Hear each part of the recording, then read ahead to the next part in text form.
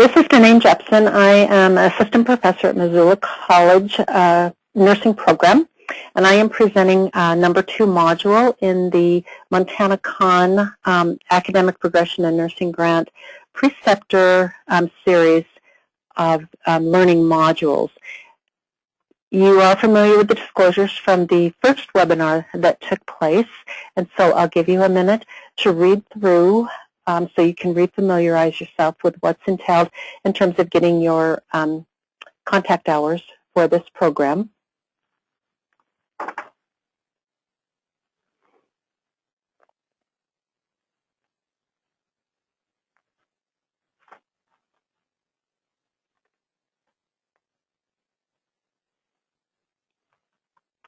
So Module 2, the objective for Module 2 is to examine communication strategies to enhance the preceptor-preceptee experience. If you look at this slide, we do have some inquiry questions that we want to answer, or what are our objectives for this module. And for the first part of the module, the objectives or inquiry questions are, what are the 5 core skills that are essential for effective communication between preceptors and preceptees?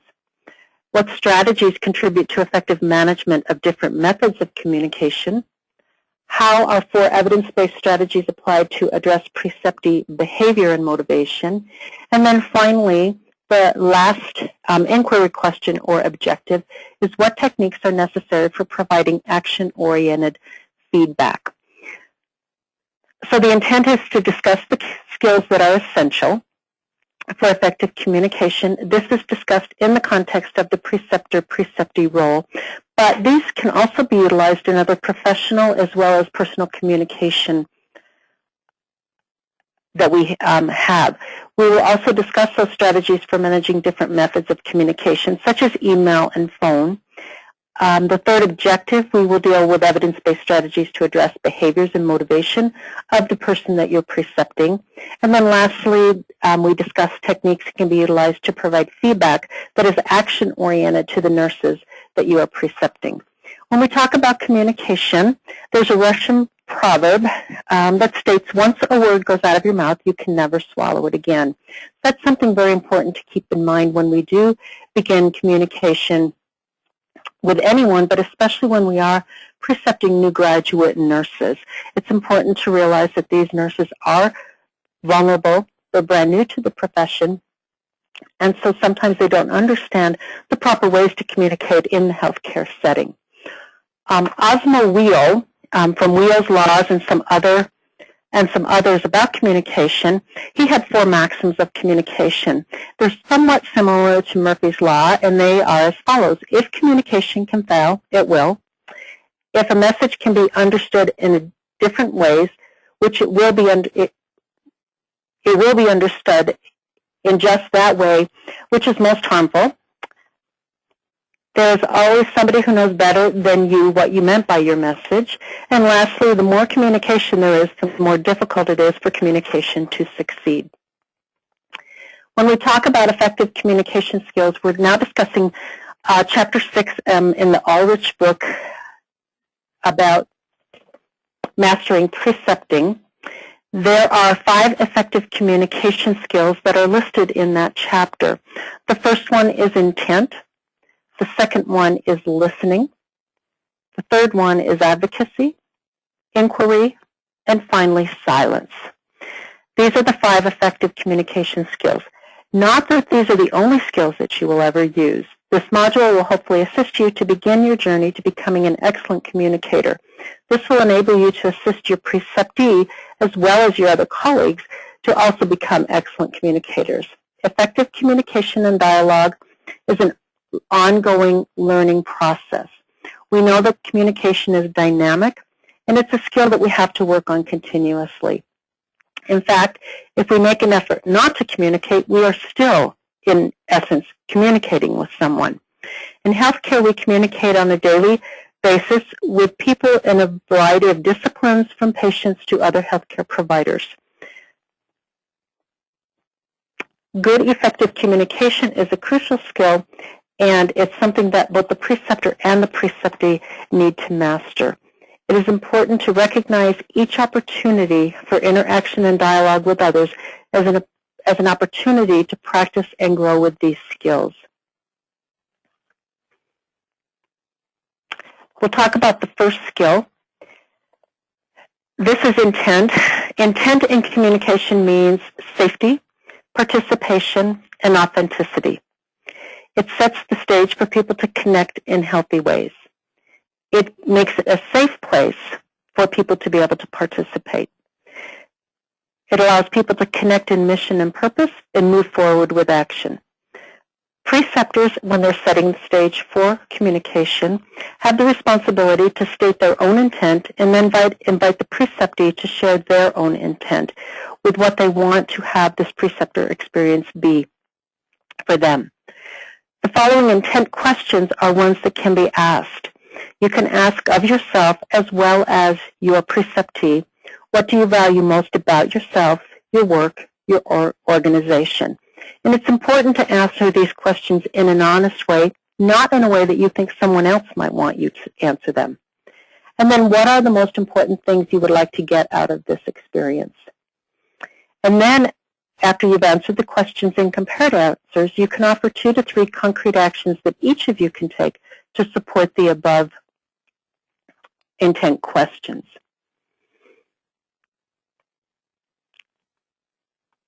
Listening. Listening is one of the most important skills that we have. When we listen and we listen fully, it conveys respect and honor. It is a skill that is at risk of being lost in today's world, primarily related to the fast pace that we function at, and especially in our work environments. But in our work environments is where we need to be listening the most.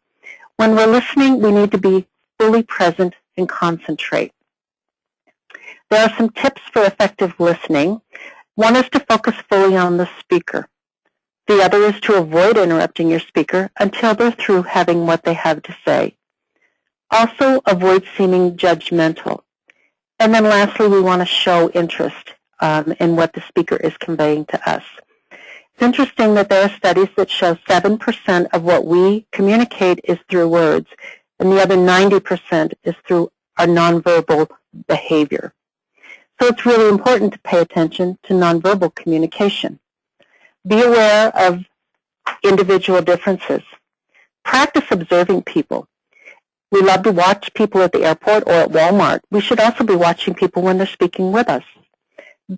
Look at nonverbal communication signals as a group. What this means is don't look at one nonverbal signal that somebody sends, but consider it in the context of all the other nonverbal communication signals that they're sending. Use nonverbal signals that match with your words, and use body language to convey positive feelings when you're listening to someone. It's also important when we're listening to manage stress. Recognize when you're becoming stressed. Bring your senses to the rescue. It's always important to look for humor in the situation when appropriate, and then sometimes agree to disagree. Also looking for emotional awareness. This is self-awareness as to what are you bringing in when you're listening to somebody. Are you already forming judgments about what they're saying without hearing it completely? There are 4 levels of listening that we talk about. There's the self, which is the voice in your head, intuition, gut feeling. We use this a lot in patient situations as well as preceptee interactions. The other is listening to others. This is using and opening your heart and head and be present in the moment. And we say this a lot, that we want people to be that full attention and present with that person when they are talking so that we are truly, truly listening to them. The collective, this is the bigger picture, group conversation. And then the last is between the lines. Talking with family, watch for themes and patterns, or with other preceptees and staffs. It might require an action to follow up. It's noticing that words and actions don't necessarily match. That's what we mean when we say listening between the lines. Sometimes there's an unspoken undercurrent that needs to be addressed. It takes practice to feel confident with these skills. for listening.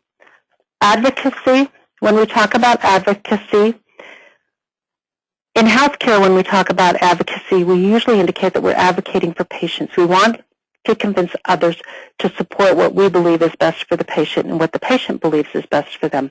When we talk about dialogue and advocacy, we're talking about something different. This generally in dialogue means that it is a willingness to share personal thinking and what is behind the thinking. It's exposing, not defending what you're sharing. You speak your truth, but avoid judgment and assumptions. One of the tools that's useful in understanding how communication and advocacy work is the letter of inference. This comes from Dr. Peter Senge's work, and it indicates that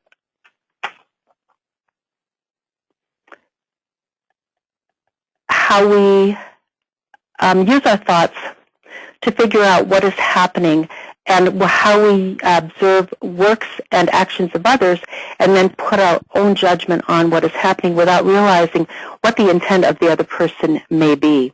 And it actually has several rungs, and we start at the bottom rung when we use the ladder of inference. And you can see that the rungs have different levels as we go up. And we start at the bottom actually with observable data and experience, and then we work up the rungs of the ladder of inference. We take that observable data and experience, which is what universally all of us share generally is the first rung. But then after that, we tend to build our own ladder, because then we begin to affix our personal or cultural meaning, make the assumptions, draw conclusions, adopt our beliefs, and then take action on what we believe is happening. The problem with the ladder of inference at times is that we risk acting on wrong assumptions. And an example of that I have is early in my career, I was precepting a new graduate student, and we were going in to visit a patient early in the morning. It was probably 7:30 in the morning, right after report. Patient had a significant abdominal wound, was quite ill, and the nurse that I was with, the graduate nurse, got pale as a ghost, sick to her stomach, and had to leave the room. Initially, I thought, well, this might not be the best career for this person because she can't handle looking at an abdominal wound first thing in the morning. However, on further questioning and finding out what was really going on with her, not only was she a new graduate, but she was newly pregnant. And it was morning sickness that was bothering her much more than looking at the abdominal wound was. And so when I figured out what was going on with her, I had to put my assumptions aside and recognize what truly was happening with her.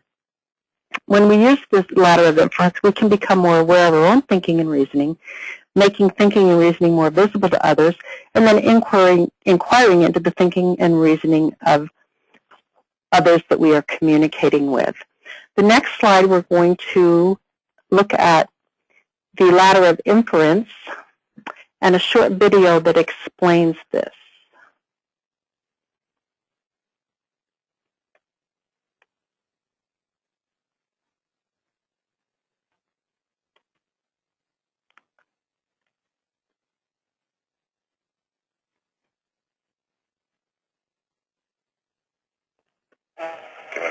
Well, Saturday. So I could be able to go on tomorrow. He's going to be so excited.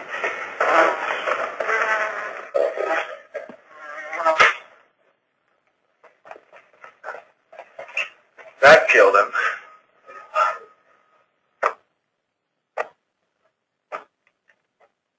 Paging Dr. Palmer, Dr. Barbara Palmer. Oh my. Well, that shows that we can come to the wrong conclusions. At Civil Say, it's not about wrong conclusions. It's about the fact that each of us often draw different conclusions that lead us to act in different ways.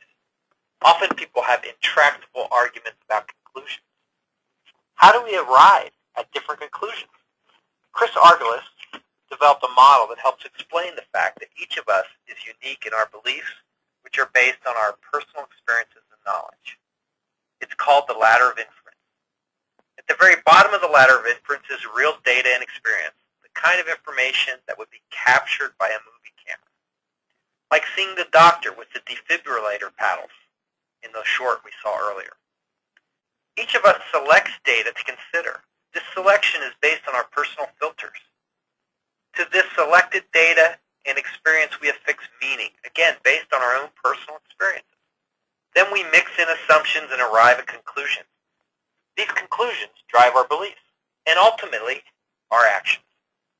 The only part of the ladder we share with others is the very bottom rung, real data and experiences. The rest of the ladder is unique to each of us, which means there is not one ladder of inference. There is one for each of us. When interacting with others in Civil Say, we encourage you to explore your own ladder of inference as well as other people's ladder of inference. What facts are selected? What meanings are attached? What assumptions are made? And what beliefs come from that? And then ultimately, what actions are taken? There is no right ladder. We each have our own. It's not about whose ladder is correct. The point of Civil Say is to better understand and appreciate the different inferences each of us make.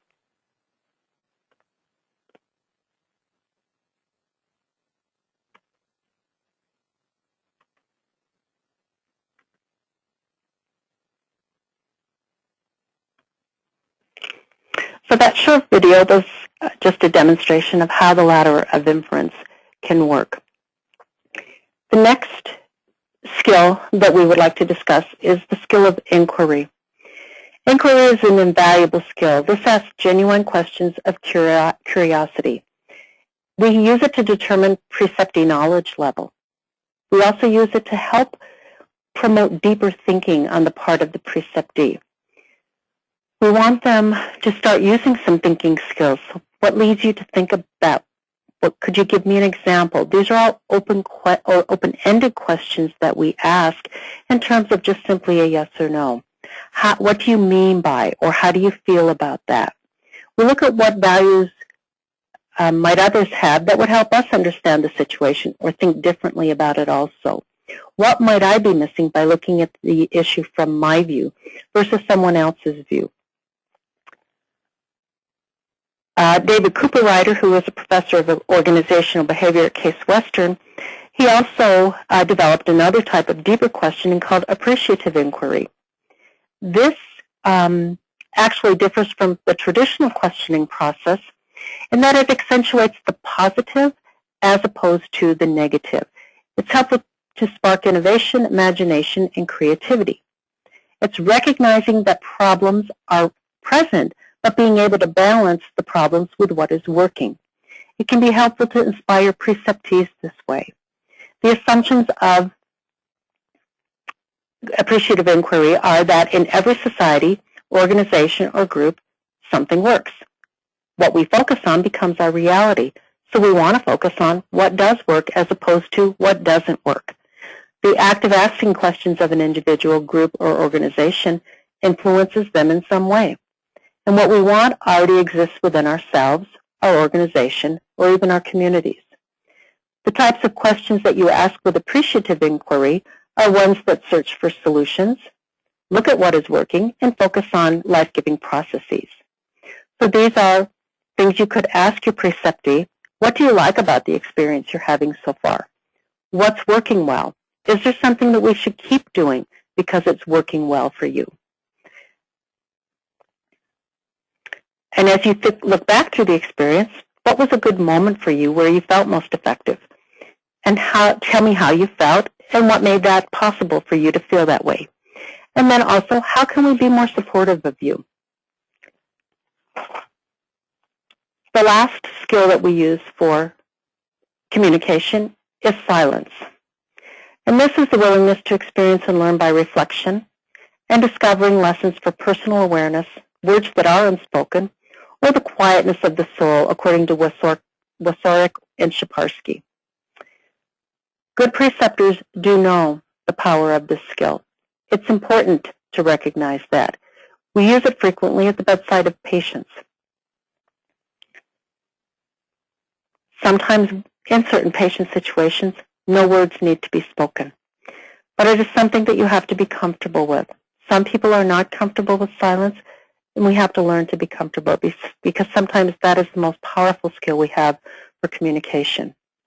We can use it to de-escalate situations. We can have family members or the preceptee leave a situation and regain a calm perspective.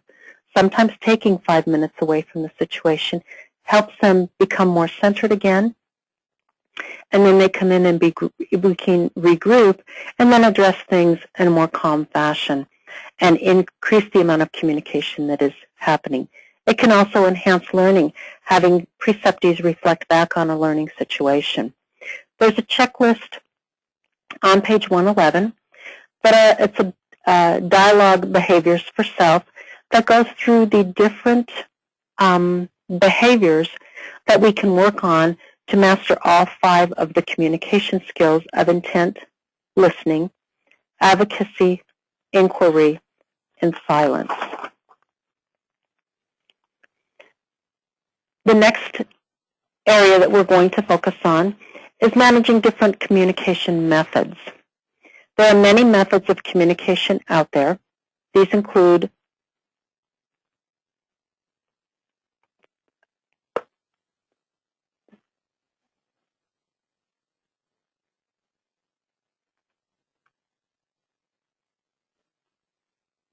verbal, email, texting, as well as other written communications.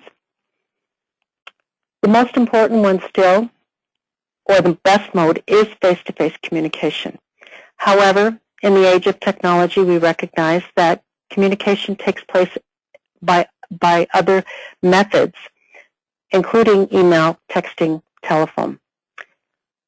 Other than verbal face-to-face, the risk of misunderstanding is much greater in the other arenas of communication. It is very easy to jump to conclusions when you are reading a text or an email. An example I have of that is I have done some online teaching, and I had communicated with a student. We were doing some case studies. She had questioned one of my answers on a case study that I had given, and so I communicated back to her my rationale for why I wanted that answer. And what she had written back to me was, okay, I'll pass on that information to the other students. How I interpreted that was that she was just going to pass on. She wasn't going to consider that information because she didn't agree with me. On further reading, I then recognized I had misunderstood her communication to me. I was quite upset that she was not going to even take into consideration my rationale. But in reality, what she was telling me was that she was going to pass it on to her other students in the group with her. And so I felt kind of silly after I had read that because initially I was upset about that. But I did realize that sometimes we do have to look at and read thoroughly and also try to figure out what somebody is saying to us in written communication. There are some tips, basic email communication rules, for example, listed on page 112. We do have to be careful, for example, with especially sensitive patient information, and can we convey that in a text or an email to somebody? We have to look at our facility policies regarding that. A good rule of thumb is do not write it if you don't want to share it. There's a saying out there, say it, forget it, write it, regret it. So be careful. If you don't want to share it with everyone, you might not want to put it in an email or a text message. It's important to be clear and concise. Use spell check. Not write in all caps. It's considered rude and shouting. Beware of the reply all button, especially if it is sensitive information, and you don't want it to go to people who should not have access to that information. If you're not sure about an email, send it to yourself first to see how it goes. Answer promptly. It's rude to ignore emails. If you perceive an email as angry, it's best to follow up with that person, perhaps in person or through verbal communication to clarify, was that truly an angry email or is it just how you interpreted it? Beware of social networking sites. The next point of communication is patient safety and handoffs. These are extremely important. This is page 20 and 21 in the Ulrich textbook. This is one of the key strategies we have for patient safety, but it's also important in our handoff of our preceptees to a different preceptor or the charge nurse if that's what's happening. So the Joint Commission has a review of Sentinel event data. They found that in 2011 that miscommunication or lack of communication was the #1 cause of Sentinel events. And it was something like greater than 65% that they found. Handoffs are areas for error prevention and for outcomes improvement.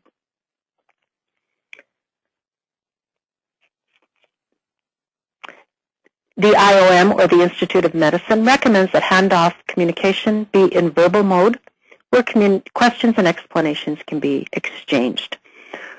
They also recommend a standardized tool. An SBAR or ISBAR is one of the more common ones that we see used. For new preceptees, this can be a difficult tool for them to adapt and use.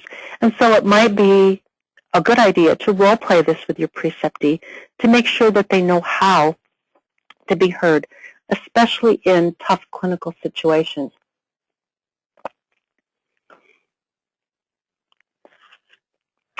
And allow them to role play with you or another person, and that before they start communicating with providers, or again in tough clinical situations. The AORN, which is the Association of Perioperative Registered Nurses, has developed a communication checklist for handoffs, and that's on page 114 in the textbook. Makes important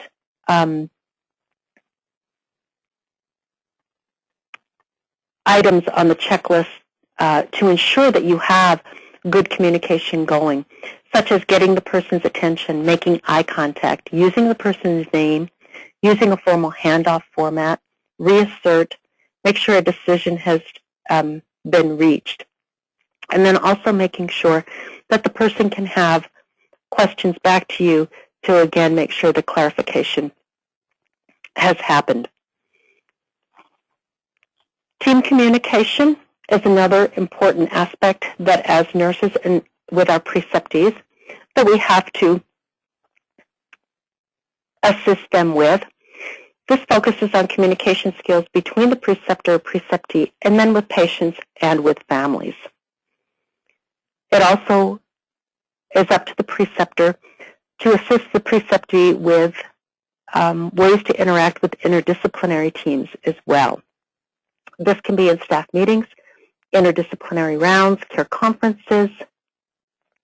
And so the tips that are listed on page 114 are being willing to contribute in a respectful way, using dialogue skills, being attentive and present in the moment, staying calm, but also having the courage to speak the truth, clarifying and checking assumptions, making sure that you're not using your biases, and then encouraging participation.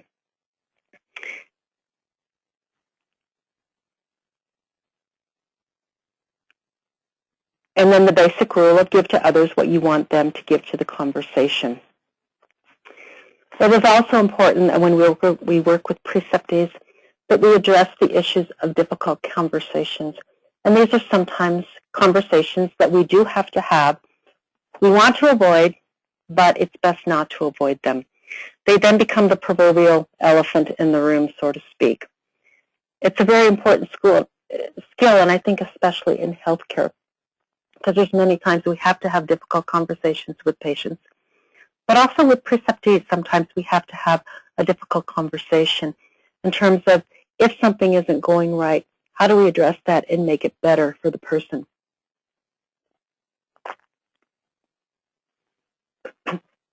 We use the skills of dialogue for this, but also have to have a few more strategies when we're going to manage some difficult conversations. Some of the things that we can think about are Start with your heart.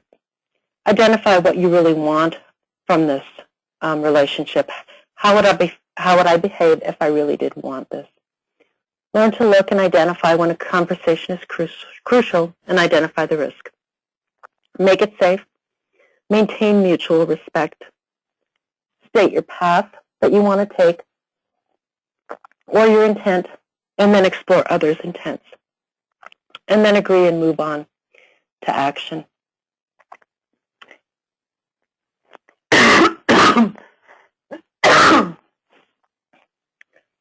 It takes experience and practice to learn the essentials of managing these types of conversations.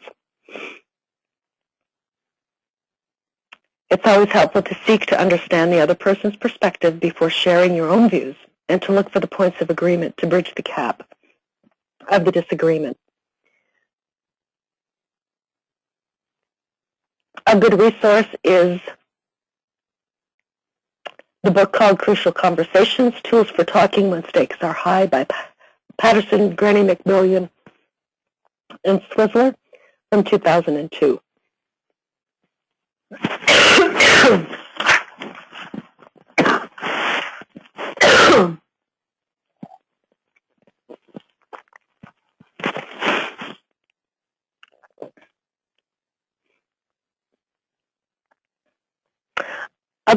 Other communication skills are when we have to deal with education in meetings.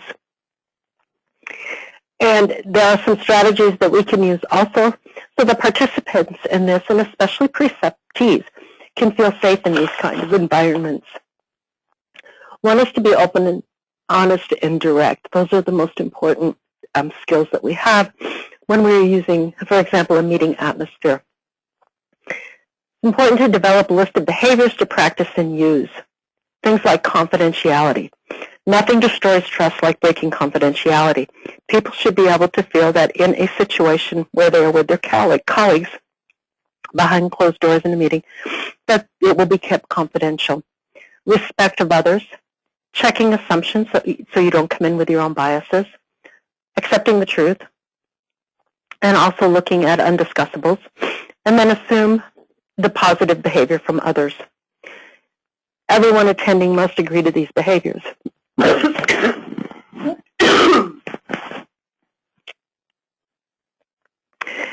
Sometimes it's important to have these written and then people sign to agree to the behaviors. This can enhance effective communication at this level. You could also have a check-in strategy. All attendees get a chance to speak or contribute uninterrupted. The facilitator can lead with direct questions. There's some examples on page 116. What's up for you today? What did you have to leave behind to be present here? What is something about you that we don't know? Every attendee gets a chance to answer and gets a chance to answer uninterrupted. So in conclusion for this part of the webinar, in terms of communication, we've helped create cultures of effective communication and connection. Learn to manage your communication and interactions in healthy ways.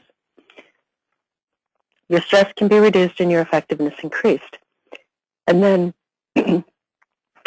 good communication can significantly increase positive effects on patient outcomes, interdisciplinary teamwork, as well as your teaching and learning experiences for both you as the preceptor and the preceptee.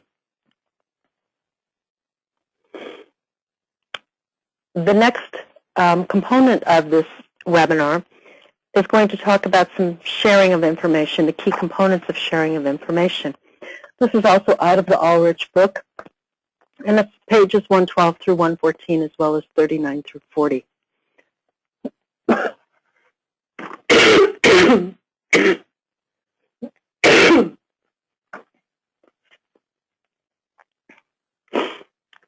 So there's some key components for successful precepting and sharing of information. These are communication, transparency, and accountability. Among all involved in the precepting experience, there should be no surprises or hidden agendas. Transparency is what that talks about. People should be aware all along what's happening with them during their experience, and that takes good communication back and forth from preceptor to preceptee. Accountability. Individuals should be accountable for their part in the experience that they are having, either as the preceptor or the preceptee.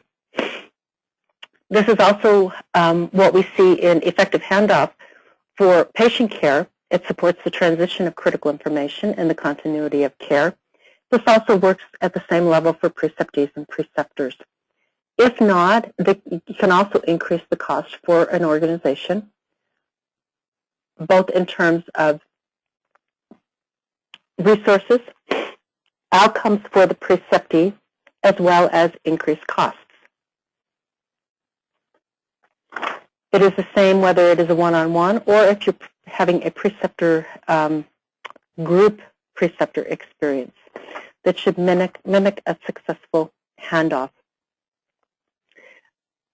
Barriers to effective patient handoff are very similar to barriers for an effective preceptor experience.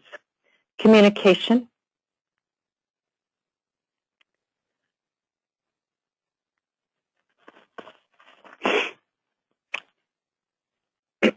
And this is general problems with communication. Social or cultural issues. Hierarchical.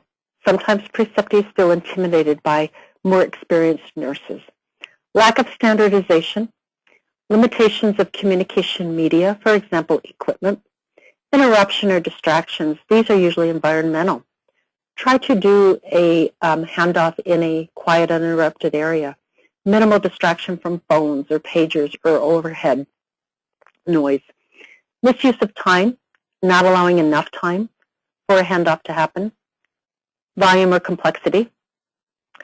Training issues, inadequate or no training. And then staff or sensory overload, too little staff and too much information.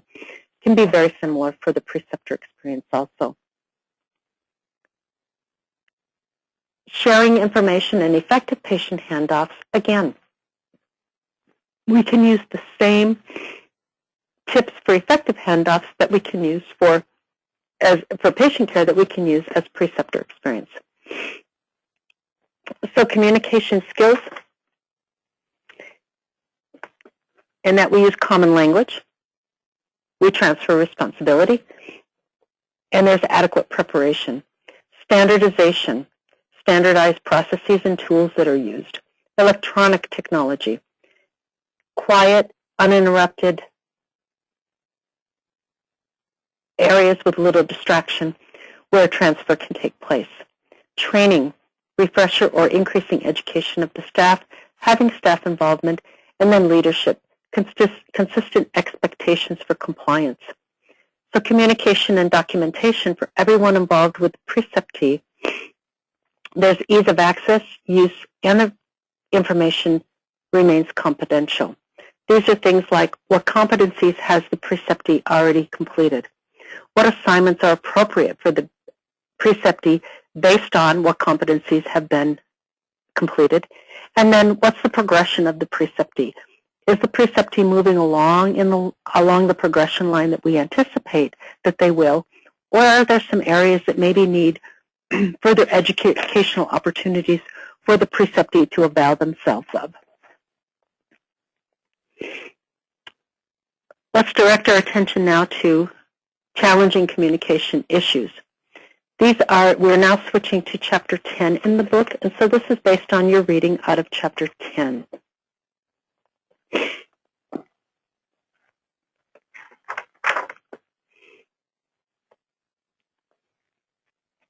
So challenging communication issues that we can deal with.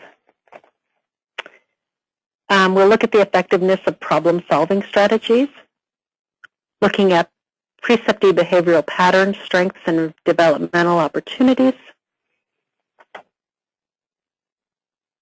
evidence-based practices to influence preceptee behaviors, and then some different frameworks for providing feedback to preceptees.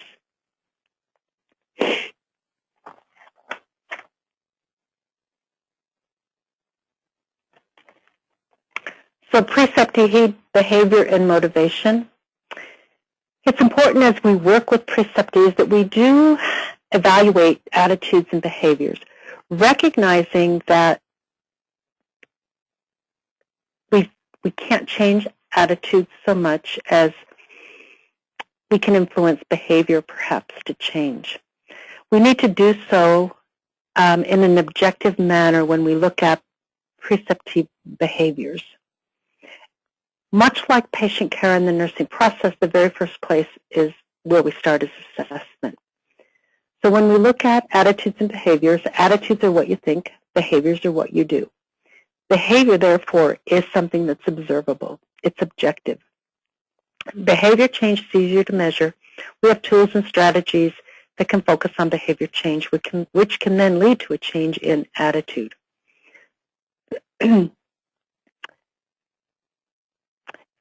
Using these will help you increase your awareness of how you approach problems and use a framework that promotes objectivity.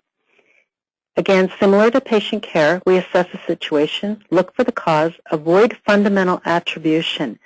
This is assigning negative intentions to somebody. And then use the following strategies. When we assign negative intentions, we are seeing the worst or expecting the worst out of somebody, as opposed to looking at why this situation happened. It's blaming the person rather than assessing the situation. So different techniques that we have for providing feedback are the dimensional model of behavior, just culture framework, behavioral pyramid, and then the 5-step format.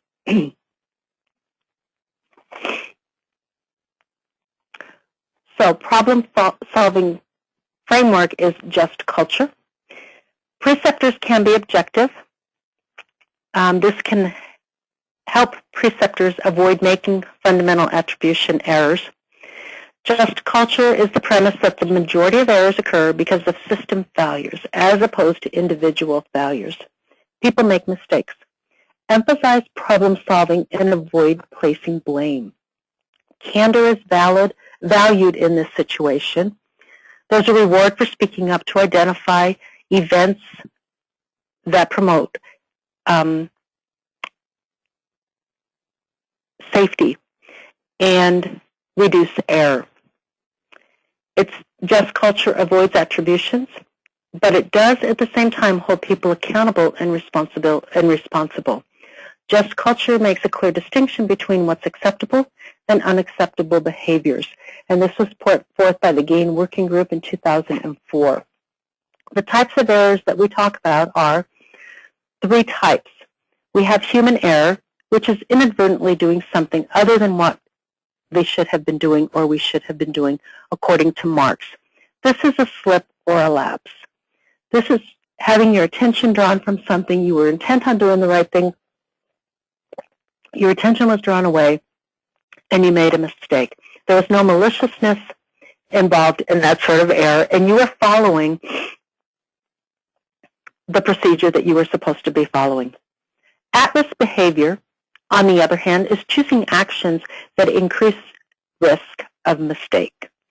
So this is recognizing that there are protocols or standards of care put in place, but we choose not to do those. We want to take the risk that we'll be okay even if we don't follow the policy that's been set in place. Reckless behavior involves making a conscious effort to disregard a practice, policy, or norm. This type of error involves taking a considerable unjustified risk. And an example could be administering a high-risk medication without having a double check done on that medication. Using just culture takes into account looking at, was it human error, was it at-risk behavior, or was it reckless behavior? And then looking at, were there systems deficits in place that allowed an error to happen, a slip or a lapse. The at-risk or the reckless behavior is addressed in a different way, but it still emphasizes accountability and responsibility on the part of the person, but at the same time recognizes that there are system errors that allow people to make mistakes. Application of just culture This allows the preceptor to assess and evaluate behavior and determine its basis. Human error enables the preceptor to focus on the preceptee's behavior, the lack of focus, for example, instead of assigning blame or using energy to attribute causality. At-risk behavior is a red flag. Maybe the preceptee needs help in connecting the dots. They need your help in learning and understanding how certain behaviors can negatively impact a situation. Reckless behavior involves a choice that leads to blatant disregard. This action usually will involve some form of corrective action. It is critical that avoiding the attribution error, and we need to focus on the behaviors as opposed to blaming the person. When we have reckless behavior, it's important to get higher management involved.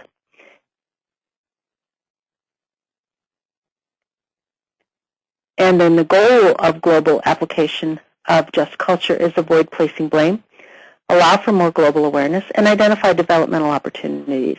This can influence attitudes and influence behavior changes. An important role for the preceptor is also feedback.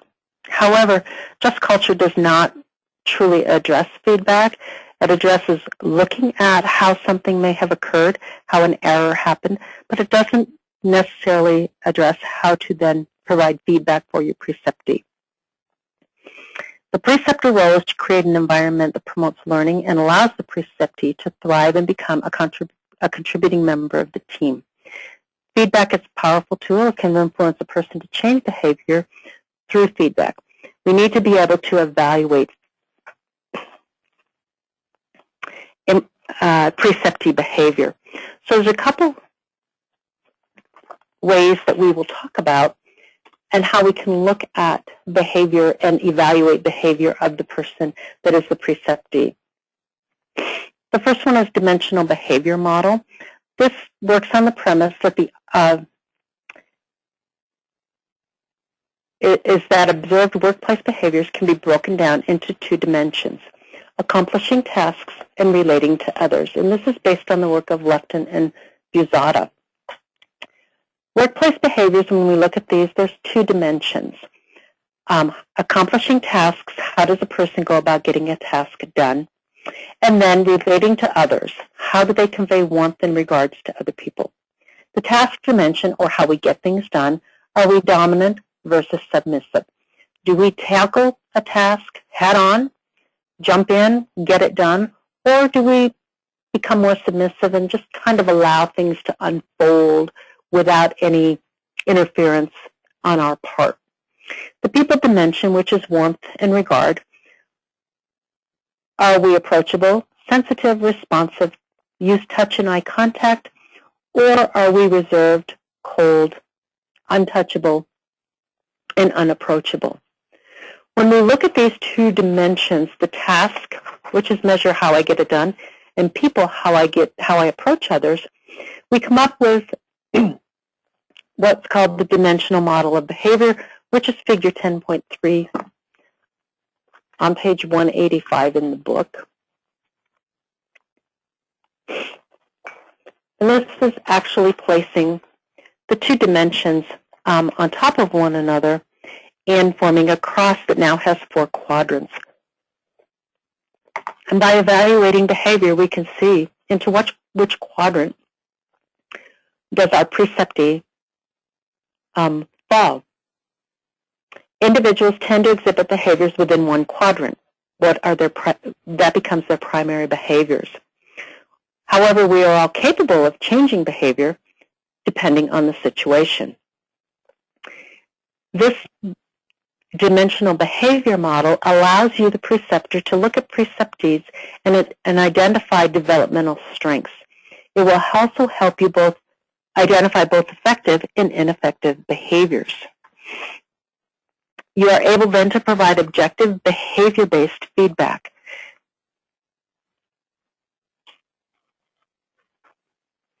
And there are some tips for using this model of behavior. So you look at the behavior, not the person. We look at the task, then the behavior, observe for behavior changes, and then look at proactive and responsive actions, as these are generally the most effective behaviors.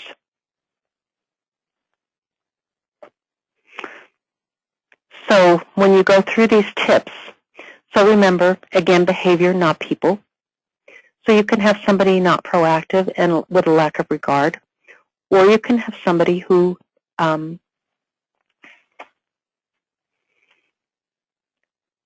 is proactive and responsive. And these are what we would like behaviors to be. These are the ideal behaviors that we see, that people who listen, inquire, explain, and are assertive.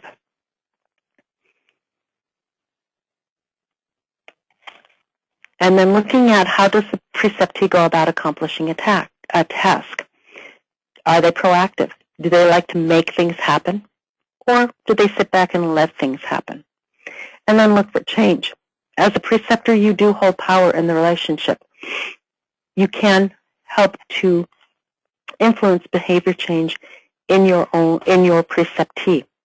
When you increase your awareness about how behaviors impact people, you can assess your own and how you would like to act, and then focus on changes that can happen that can also influence your preceptee.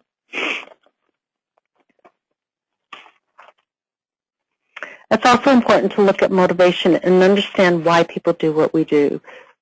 It's hard to influence behavior if you don't know why people are doing what they do. You need to understand why people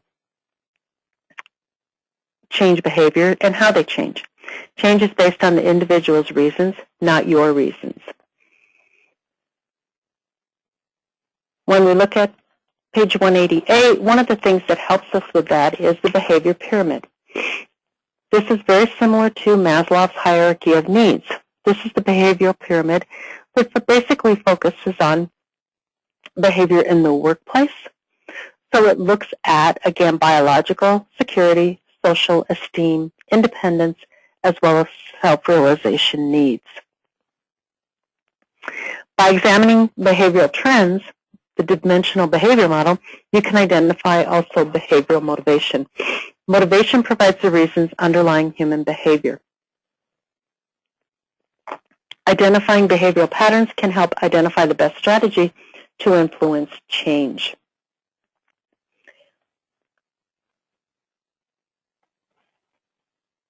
Focusing on the reactive and lack of regard behaviors, for example, in Quadrant 2, a link exists between the actions and the need to establish and maintain security. Preceptees exhibiting predominantly reactive and regard for others' behaviors in Quadrant 3 are motivated primarily by social needs. So that helps to guide you as to how do you influence behavior with these preceptees then.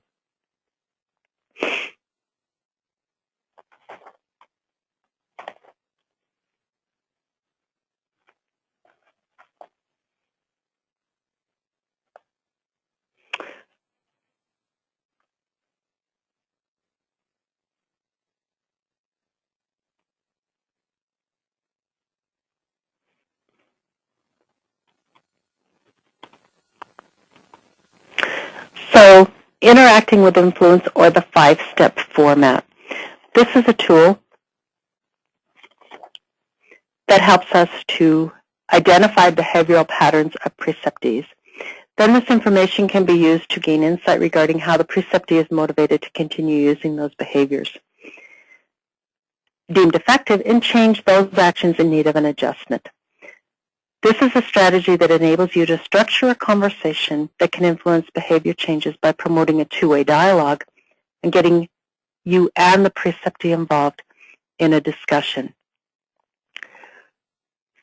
When you have these types of feedback conversations, it's important not to ambush anybody. And if we start a conversation by focusing on what somebody did wrong, we will put that person in a reactive mode and on the defense. And so the conversation might not go as well as we would like it to go. And having worked with students now for several years, I find that this 5-step format is very effective in terms of having a conversation with students when we have to change behavior that we feel is not effective behavior for their learning or clinical skills, for example. So we start the conversation by what we call setting the stage. It is one of the most important parts of the interaction because how you are will set the tone of that conversation. So it's important to articulate up front the purpose and the reason for the conversation. That way, your preceptee will also have ownership, and that's important. And you will greatly increase the odds that the person will then want to have a dialogue with you. So starting the conversation is one of the most important parts that we look at. It's also important at this time to discuss with them the behavior change that is expected as the person moves forward. So the second part is to get the preceptee's views first. And so this is time when you use one of those questions, and that's an open-ended question that asks what is their perspective on whatever the incident is or the behavior is that you're wanting to influence. So have them put their views out there first. If you put yours out there first, again, you're going to put them on the defensive, and we don't want that to happen. So we can ask questions of how, what, or why, and then invite them to give their version of the situation. This is data gathering. So you need to refrain from sharing your opinion at this point. You want them to give you their opinion, so we use the open-ended questions.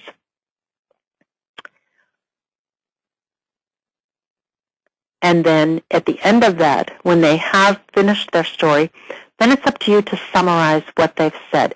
So they know that you have been listening and that you have heard what they have said. So it's important then that you summarize.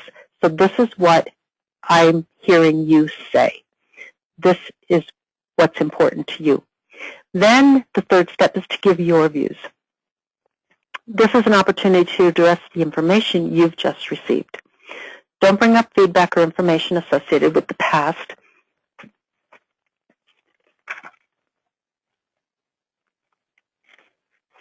And there's a table on pages 193 and 194 that talk about mastering difficult conversations again and gives you some tips there. But at this point, focus on what's the present. What is the situation that you are dealing with? We had this opportunity just the other day in our at the college with a student, and that there was some behavior that was not acceptable, and it came to us through a third party, and so we had to call the student in and began the conversation with tell us what your perception, tell us how this day went for you, what was good, what wasn't good, give us yours. Then, at that point, went ahead and gave what our view was, and addressed the information that we had just received. Then the fourth step of that was to resolve differences. And at times it can get emotional if disagreement occurs. However, the important part is to focus on the things that you can agree on so that it becomes a win-win situation for both people. And also, if you feel that there are sometimes inappropriate behaviors going on, anger or remorse, it's important to call out those behaviors so that you can address them with the preceptee to make sure that they are being acknowledged. We don't want people to walk away from these conversations angry. So or withdrawing behaviors or silence, same thing. We need to call those out, make sure that the preceptee is expressing their thoughts and feelings. They're out on the table. And again, sometimes it's an agreement to disagree on certain points, but the end result is that we have a win-win because we're going to allow all to speak, but then we have to come up with the points of agreement that we're going to put forth at that point in time. And then do we develop an action plan? And this is a critical role in influencing behaviors. Most often in precepting, it's a mental plan with verbalization. Sometimes in our situation at school, for example, it becomes more of a written plan for a student. But the key is to a successful action plan is creating one and then following through. So if it is a mental plan with verbalization, it is something that you need to make sure you keep in mind as you're dealing with your preceptee, that you are addressing those points of the plan that you agreed upon as the pattern for behavior in the future.